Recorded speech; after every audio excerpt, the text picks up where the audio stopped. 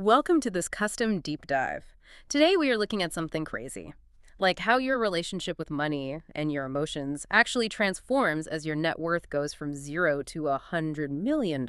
Yeah, it's a completely different roadmap from what most people expect, honestly. Right, because we usually treat gaining wealth like getting a higher score in a video game. Mhm. The numbers go up, but the rules stay the same. But our source today shows that it actually changes the literal physics of the game you're playing. Exactly.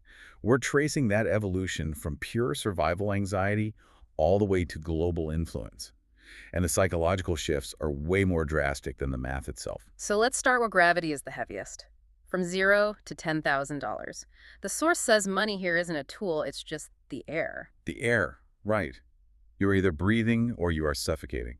Yeah, think about that low, constant hum of arithmetic in your head every single time you walk into a grocery store. Oh, I mean, that hum is just pure emotional survival.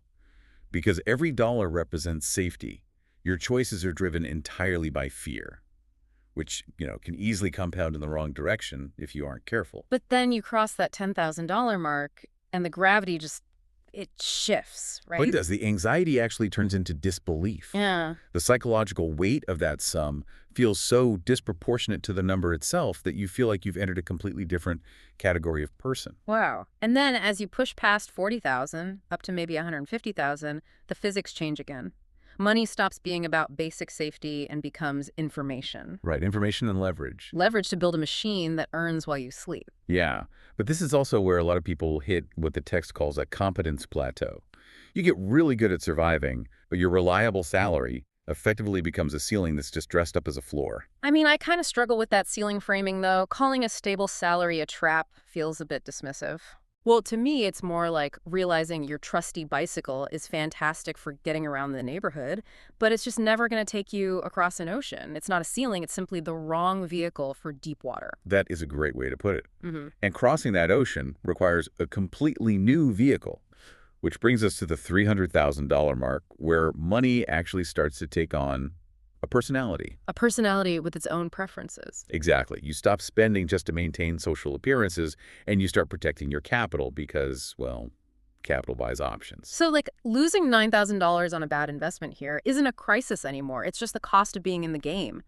But why does that sting fade so quickly? Because your mindset has shifted from protecting safety to buying data. You are learning how the market works, which leads to the milestone everyone obsesses over. $1 million. Yes. But instead of fireworks, hitting a million usually just brings this quiet satisfaction. It's merely a proof of concept. Wait, a proof of concept. That makes it sound like you've just finished the tutorial level of the game, rather than achieving true financial freedom. In the grand scheme of this journey, it kind of is the tutorial. Because by the time you reach 2.3 to 14 million, money stops being a source of anxiety entirely. It just becomes a mundane resource, exactly like your time or energy. And this is where you actually stop talking about money with people who don't have it, which I found super interesting. Right, and it's not out of arrogance at all. The conversations just become imprecise. People project their own survival anxieties onto those numbers, but those numbers no longer carry that heavy gravity for you.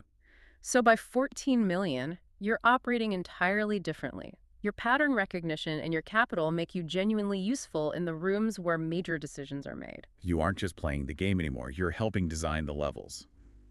Which brings us to the deep space of this journey, the $30 to $100 million phase. Where the gravity is completely gone, you stop working in the conventional sense and start thinking in demographic and infrastructure cycles, like a sailor reading long-term weather patterns. It's a total paradigm shift.